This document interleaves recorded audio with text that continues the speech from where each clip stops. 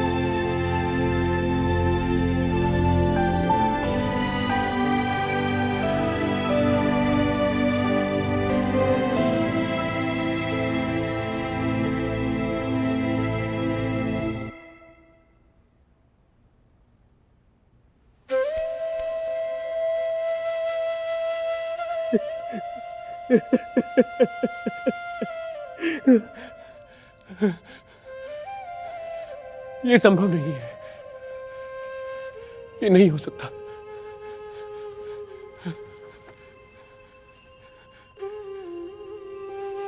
प्राणनाथ जी, प्राणनाथ जी, आपने तो हमें वचन दिया था ना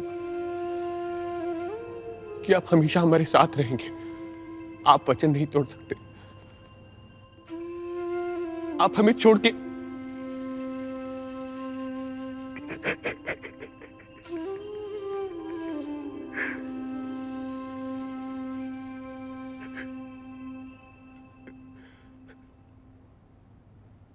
जीवन में हमने जब भी ठोकर खाई है, आपने सदैव हमें संभाला है, नया मार्ग दिखाया है, प्रकाश पुंज बनकर हमें हर परिस्थिति के अंधेरे से बाहर निकाला है। अगर आप परम धाम को चले गए तो हमारे मार्ग को प्रशस्त कौन करेगा? आपके बगैर हम केवल एक भटके हुए मुसाफिर से अधिक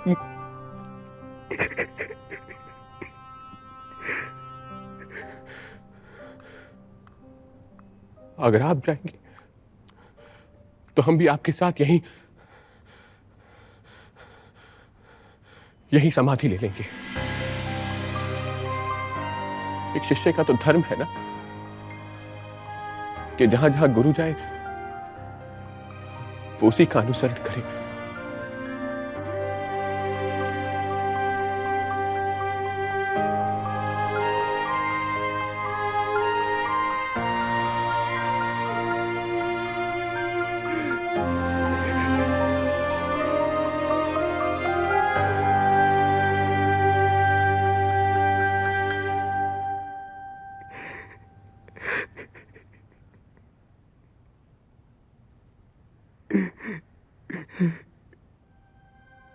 छत्ता,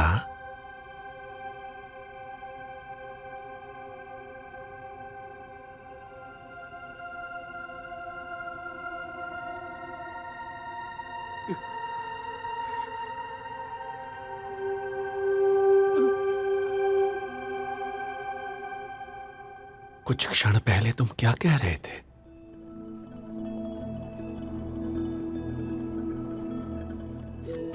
प्रेम वो होता है जो बल दे,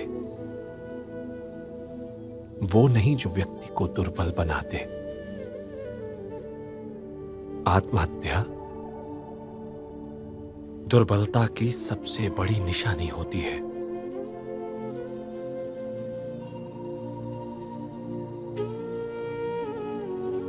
अभी इस दुनिया से तुम्हारे जाने का समय नहीं आया। इस खेल के कुछ पड़ाव अभी शेष हैं। मनुष्य का जीवन 3 अध्यायों से बना होता है। पहला अध्याय जन्म, तीसरा अध्याय मृत्यु। ये परमात्मा पहले से लिख देता है। और बीच का अध्याय होता है कर्मों का,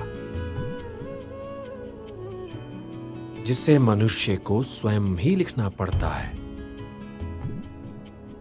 इसलिए जब तक दूसरा अध्याय पूरा नहीं हो जाता, तीसरे अध्याय तक पहुंचना असंभव है छत्ता। पर स्वामी जी, हम आपके बिना। मेरे बिना तुम रहे ही कहां छत्ता, और आगे भी कभी नहीं रहोगे। तलवारों की गूंज के बीच तुम्हारा पहला अध्याय आरंभ हुआ था, तब मैं वहीं था।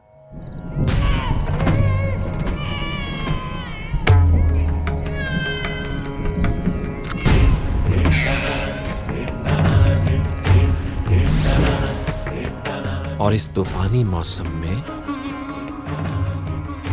उफान मचाती केन नदी के किनारे जब तुम खड़े थे,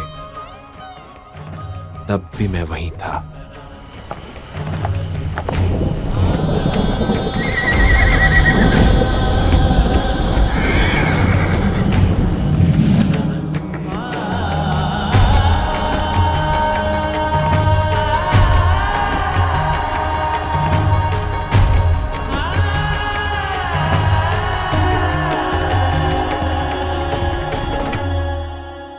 हमें क्षमा कर दीजिए स्वामी जी, हम बिना सोचे समझे। तुम एक महान योद्धा ही नहीं हो छत्ता, अपितु एक परम स्नेही शिष्य भी हो। और एक तेजस्वी शिष्य को गुरु का सानिध्य जीवन पर्यंत प्राप्त होता रहता है। इसलिए तुम जहां भी रहो, जब भी रहो, जैसे भी रहो, हमारा वरद हस्त सदैव तुम्हारे ऊपर बना रहेगा।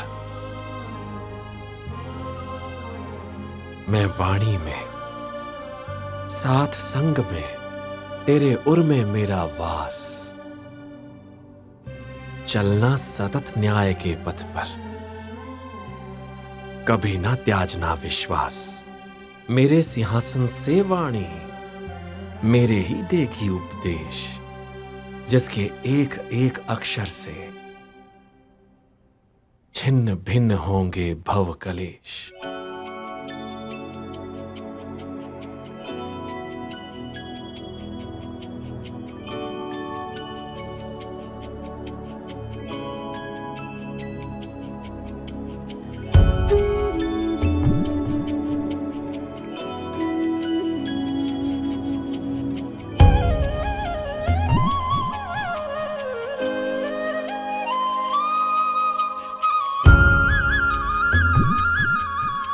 प्राणनाथ प्यारे की जय। प्राणनाथ प्यारे की जय। प्राणनाथ प्यारे की जय। जय।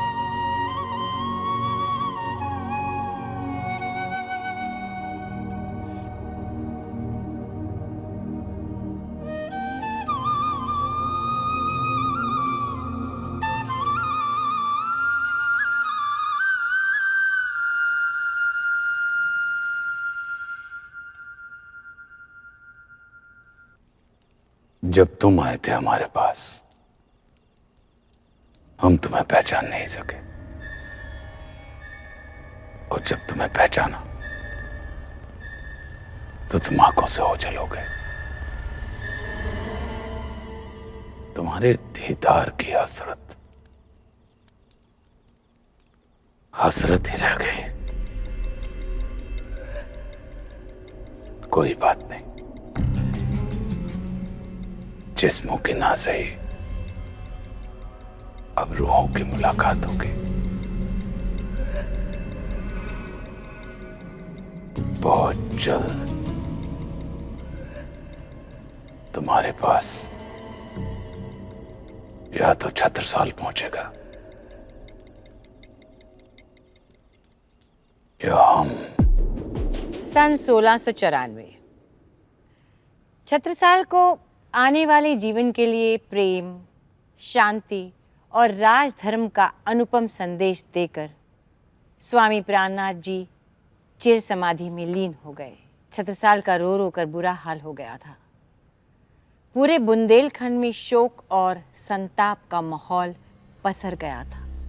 व्यथित छत्रसाल ने अपने आप को समझाकर अपने सद्गुरु के कहे हुए वचनों का पालन किया और उन्हें अंतिम प्रणाम करते हुए परम धाम में फिर से मिलने का वादा लिया। महाराजा छत्रसाल ने गुम्मट जी नाम के एक भव्य मंदिर का निर्माण करवाया था और उसी के भूतल में स्वामी प्राणनाथ जी समाधिस्थ हो गए। उनकी ये समाधि आज भी पन्ना में मौजूद है। महाराजा छत्रसाल गादी प्रथा के खिलाफ थे, इसलिए उन्होंने स्वामी प्राणनाथ जी के आसन पर किसी व्यक्ति को नहीं बल्कि कुलजम स्वरूप को विराजमान किया। इसी कुलजम स्वरूप की महिमा का वर्णन कुछ इस प्रकार मिलता है। श्री कुलजम स्वरूप ग्रंथ में जो खोजे चित्त लगाए, हद बेहद परम धाम लो आत्म दृष्टि लखाए। हमारे एक इशारे से बारिशें बंद हो जाती हैं, हवाएं अपना रुख बदल देती हैं, मगर खुदा का ये कैसा इंसाफ है कि हमारी एक छोटी सी ख्वाहिश उस नेक फकीर प्राणनाथ से मिलने की पूरी ना हो सकी। और ये सब कुछ उस बुज़दिल छत्रसाल की वजह से हुआ। उसने सूरज पर थूकने की कोशिश की है। हम उसका वजूद, उसकी हस्ती मिटा देंगे। औरंगजेब कहाँ चुप बैठने वाला था। उसे लगता था कि स्वामी प्राणनाथ के बिना छत्रसाल पहले से कमजोर है और अगर सही समय पर बुंदेलखंड पर हमला बोल दिया जाए तो इस कमजोर छत्रसाल को हराना आसान होगा। अब बुंदेलखंड में तबाही होगी। हर बुंदेली के दिल में इतना खौफ भर दो कि छत्रसाल की दी हुई हिम्मत कम पड़ जाए। हमें छत्रसाल की प्रजा, उसका राज्य, उसका परिवार और आखिर में उसकी जान, सब कुछ चाहिए। बादशाह औरंगजेब उम्र में महाराजा छत्रसाल से कहीं बड़ा था, मगर इस बढ़ती उम्र में भी उसकी तेज तर्रार तलवार लहू की उतनी ही प्यासी थी जितनी कि कुछ साल पहले। उसकी आंखों में छत्रसाल के लिए सिर्फ और सिर्फ नफरत दिखाई देती थी। मंदिरों को खंडहरों में बदल दो और मूर्तियों को उसी मिट्टी में मिला दो जिससे वो बनी है। सारी सड़कें तोड़ दो, कुओं के पानी में जहर मिला दो, फसलों में आग लगा दो, इतनी भूखमरी और बेबसी फैला दो पूरे बुंदेलखंड में कि उनके पास हमारे सामने झुकने के अलावा कोई चारा ना रहे। हम छत्रसाल और बुंदेलखंड को अपने सामने घुटनों के बल रेंगते हुए देखना चाहते हैं। इसलिए औरंगजेब ने युद्ध की कमान खुद संभाली और अपनी अथाह सेना लेकर बुंदेलखंड पर धावा बोलने का फैसला किया। अब कोई इससे फैसला नहीं, छत्रसाल का फातिया पढ़ने खुद बादशाह औरंगजेब जाएंगे।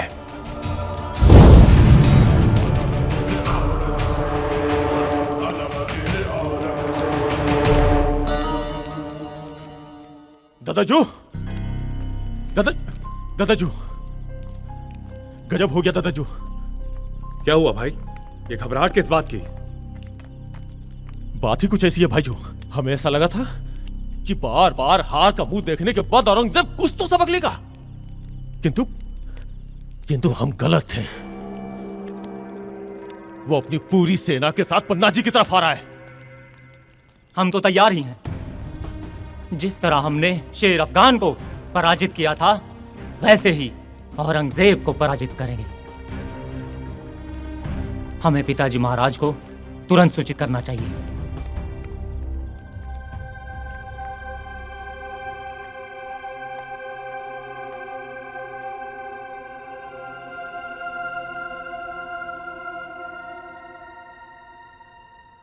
क्या हुआ पुत्र?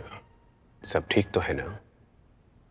जी पिताजू, सब कुछ ठीक है, मगर गुप्तचरों से खबर आई है कि औरंगजेब हम पे हमला करने खुद आ रहा है। पर इस बार हम उसे मौत की नींद सुला देंगे, इसलिए आपसे आशीर्वाद लेने आए हैं।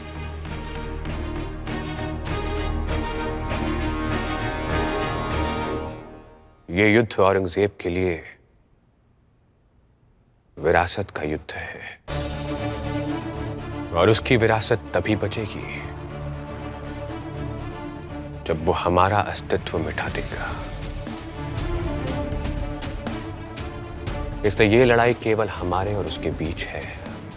अब कोई सुलहनामा, कोई व्यू रचना, कुछ नहीं होगा। इस युद्ध का नतीजा हमारी शत्रुता का अंतिम अध्याय लिखेगा। भले भाई, जीवन भर जिस युद्ध की प्रतीक्षा की है, वो घड़ी आ गई। अब इस खेल की बाजी में सब कुछ दांव पर। औरंगजेब की जंग की हुंकार को छत्रसाल ने स्वीकार किया। वो भी अपने जीवन का सबसे बड़ा और महत्वपूर्ण युद्ध लड़ने के लिए एकदम तैयार थे। उन्होंने पहले कई बार औरंगजेब के भेजे कारिंदों को धूल चटाई थी, मगर इस बार उनका मुकाबला खुद औरंगजेब से था। इस युद्ध का नतीजा भारत का नया इतिहास लिखने वाला था। बुंदेलखंड की आजादी और गुलामी में बस उतनी ही दूरी थी जितनी कि छत्रसाल और औरंगजेब की सेनाओं में। वक्त जैसे थम सा गया था, घड़ियां रुक गई थीं। इंतजार था तो बस युद्ध का बिगुल बजने का।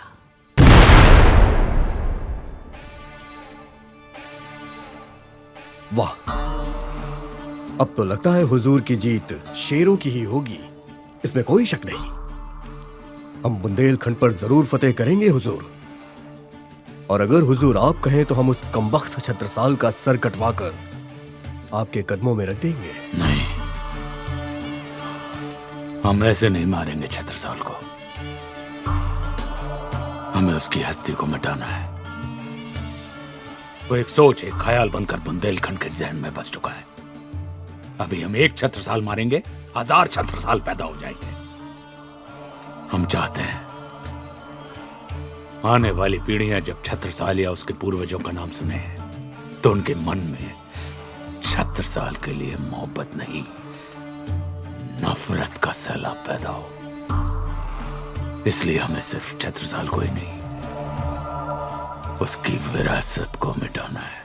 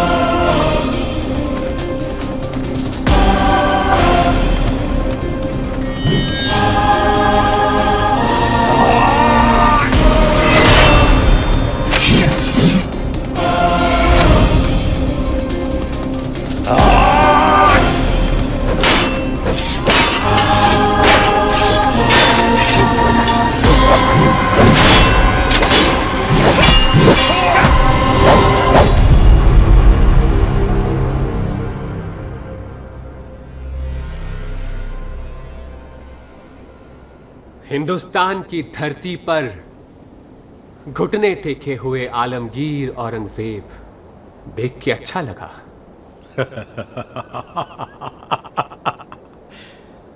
मादरे वतन हिंदुस्तान की जमीन पर हम रोजाना 5 बार घुटनों पर होते हैं छत्रसाल।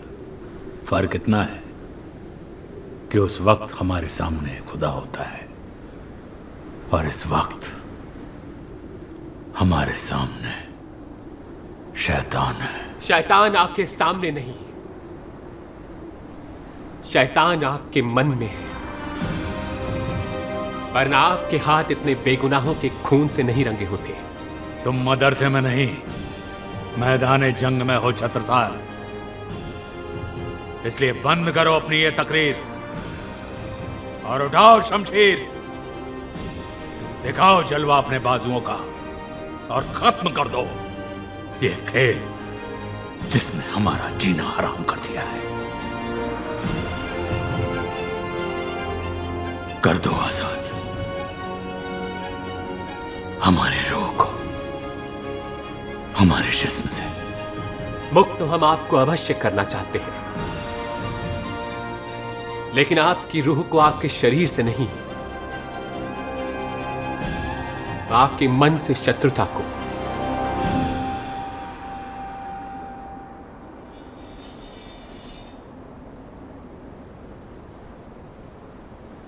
इसीलिए आपको जिंदा छोड़ रहे हैं, ताकि आप पश्चाताप की अग्नि में जलकर अपने पापों का प्रायश्चित कर सकें।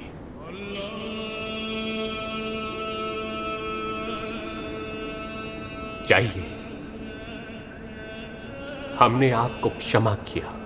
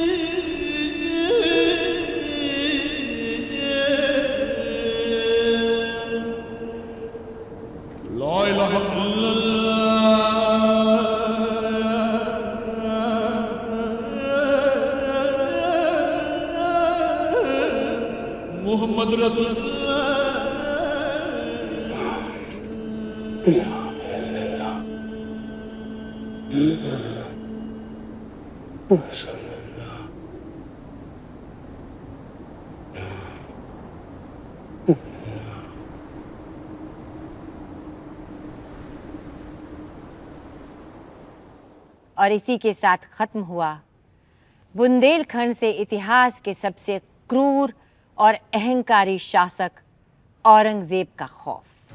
ये केवल छत्रसाल की व्यक्तिगत विजय नहीं थी, ये बुराई पर अच्छाई की जीत थी, औरंगजेबिता पर छत्रसालता की जीत थी।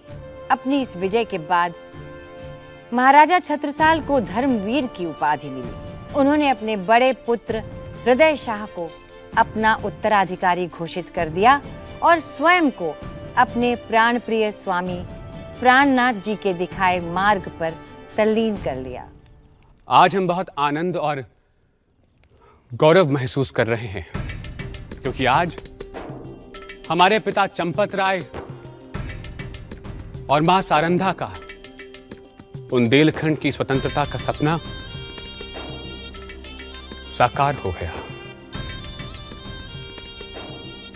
तन मन धन से आप सबका पूर्ण सहयोग और श्री प्राणनाथ जी की मेहर से यह संभव हो सका है। श्री प्राणनाथ जी के वचन अनुसार ये प्रेम राज्य बनेगा। तो आइए आज हम सब एक संकल्प लें कि इस राज्य में एकता, हर धर्म का समान आदर और जाति वर्ग में समानता और सद्भाव बना रहे। महाराज छत्रसाल की जय। महाराज छत्रसाल की जय। महाराज छत्रसाल की जय। श्री प्राणनाथ जी कहा करते थे, प्रेम हर द्वार को खोलने में सक्षम है। वो एकमात्र साधन है जिससे जीवन में कुछ भी प्राप्त किया जा सकता है। बस हृदय में प्रेम भर सेवा कर समर्पित हो। महाराजा छत्रसाल ने आध्यात्मिक मार्ग पर चलने का इरादा कर लिया था, इसलिए उन्होंने योग्यता अनुसार राज्य शासन का दायित्व अपने पुत्रों और अन्य लोगों में बांट दिया और उन्होंने स्वयं स्वामी प्राणनाथ जी के आशीर्वचनों का प्रचार प्रसार घर घर तक करने का बीड़ा उठाया। हमारी नीतियों के क्रियान्वयन का उत्तरदायित्व हम अपने कनिष्ठ पुत्र हृदय शाह को सौंपते हैं। नए मंदिरों का निर्माण और पुराने मंदिरों का जीर्णोद्धार भैयाजू बलदीवान करेंगे। सड़क निर्माण और संचार व्यवस्था इत्यादि का भार हमारे ज्येष्ठ पुत्र जगतराज का होगा। गुप्तचरों का प्रशिक्षण और राज्य में कहीं भी किसी भी घटना का विवरण मालूम करना और उनका उचित निदान ढूंढना भैयाजू अंगद राय जी करेंगे। अर्थव्यवस्था और कोषागार संबंधी विषय हमारे वीर दोस्त दुर्मंगद बख्शी देखेंगे। महाराज छत्रसाल की जय। महाराज छत्रसाल की जय। महाराज छत्रसाल की जय। महाराज छत्रसाल की जय। महाराज छत्रसाल की जय। महाराज छत्रसाल की जय।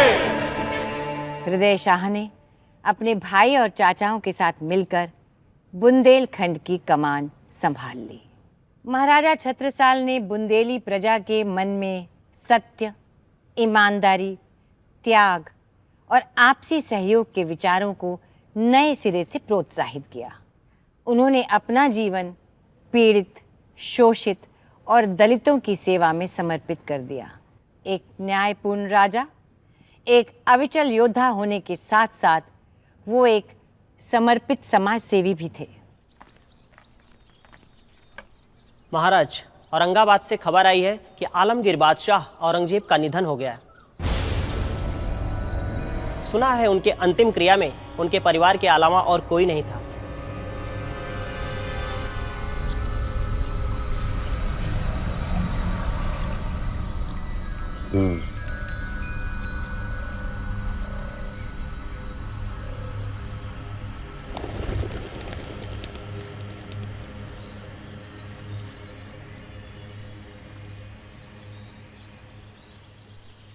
हम सबके जीवन का एक पारलौकिक उद्देश्य होता है। जो उसे पूरा कर पाया उसका जीवन सफल, अन्यथा औरंगजेब के जीवन का भी एक विशिष्ट उद्देश्य था, पर मोहमाया ने उसकी आंखों पर पट्टी बांध रखी थी। दुर्भाग्यवश वो कभी अपने असली स्वरूप को अनुभव ही नहीं कर पाया।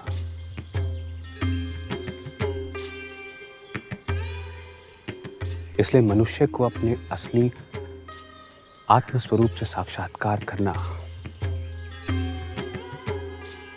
आवश्यक है, वरना मनुष्य जीवन व्यर्थ है।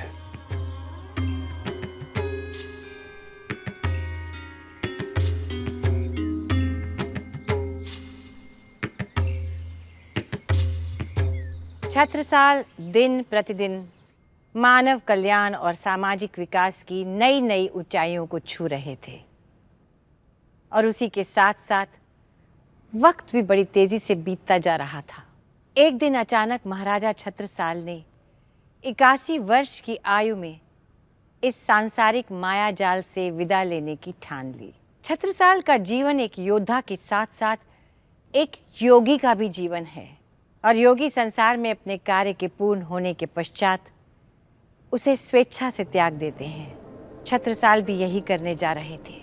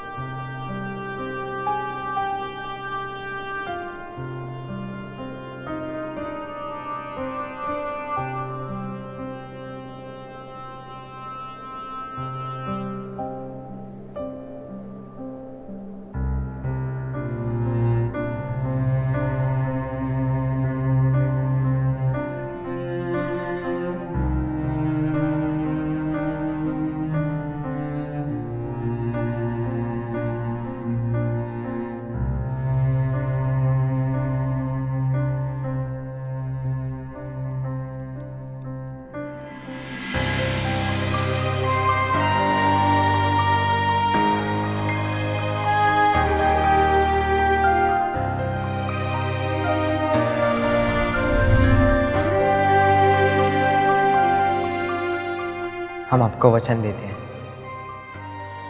कि हम आपके और पिताजी के मान और गौरव को कभी भी धूमिल नहीं होने देंगे।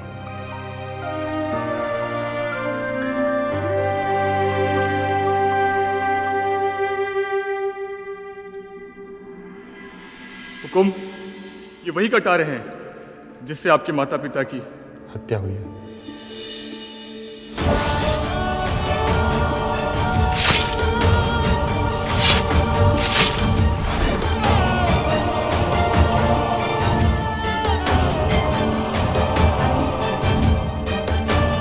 देखो, तुम्हारे प्यारे चंपत राय और सरंदा की मौत का तमाशा।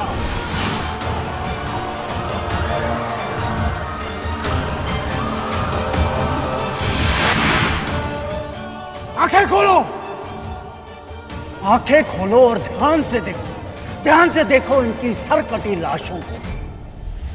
हमारे डर से खुद को मार डाला इन्होंने। एक एक को ढूंढकर मौत के घाट उतारेंगे हम। आप देख लीजिएगा, आज से मुगल साम्राज्य के पतन का आरंभ हो चुका है।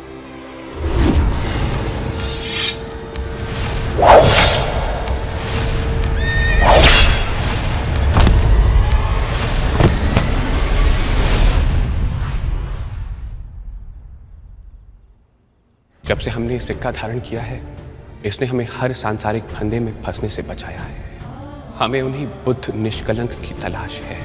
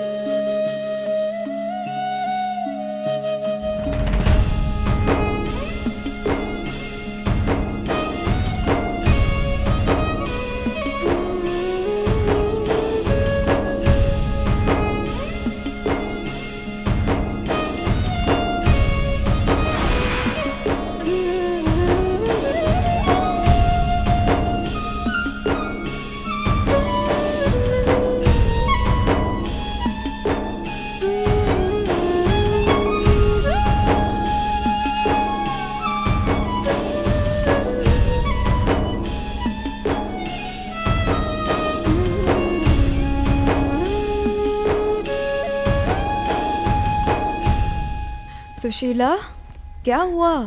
इतनी घबराई क्यों हो? महाराज अपने कक्ष में नहीं है। क्या? तो कहीं और होंगे छोटी माँ। हमने सब जगह देख लिया, वो महल में है ही नहीं। इतनी सुबह सुबह कहाँ जा सकते हैं?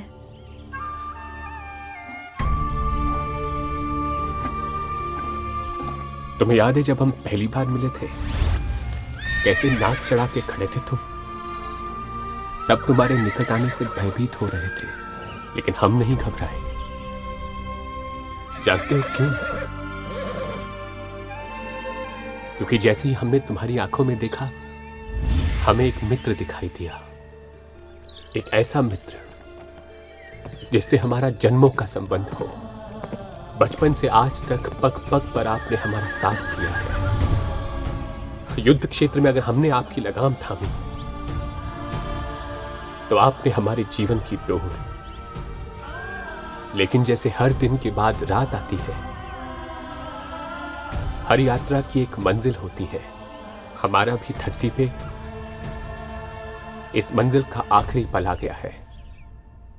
क्या हुआ? दद्दाजू, कक्काजू, क्या आपने कहीं पिताजी को देखा? नहीं तो क्यों, क्या हुआ? वो सुबह से मिल नहीं रहे हैं। इस तरह किसी को बिना बताए तो वो कहीं नहीं जाता। कुछ भी नहीं हुआ होगा छत्ता को। हम सब मिलकर ढूंढेंगे उसे। हमारी भेंट दोबारा अवश्य होगी। वहां क्षितिज के उस पार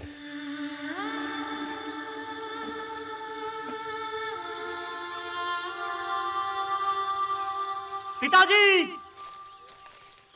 पिताजी,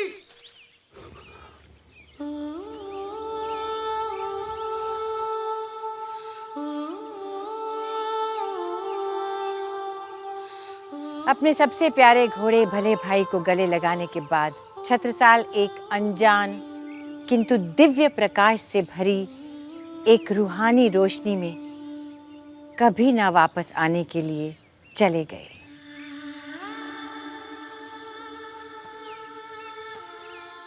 छत्ता, छत्ता! स्वामी, हम बाहर देखते उन्हें।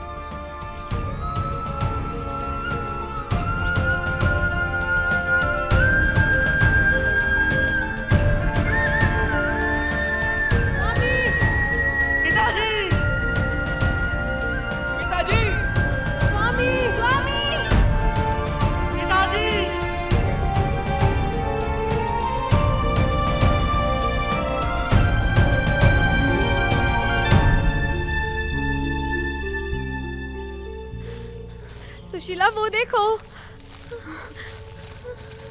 स्वामी,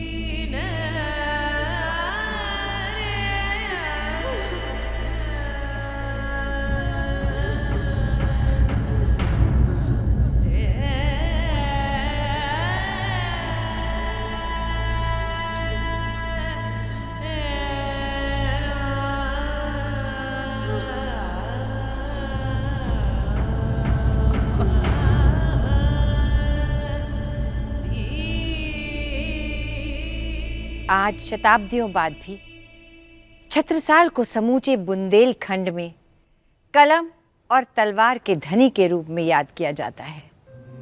अपने शौर्य, करुणा और मानव कल्याण के कामों के कारण वो आज भी हमारे बीच जिंदा है, हमारे जहन में है और हमारे दिल में। उम्मीद है उनकी जिंदगी की ये कहानी आपके दिलों तक भी पहुंची होगी, क्योंकि कहीं ना कहीं एक छत्रसाल हम सबके अंदर है।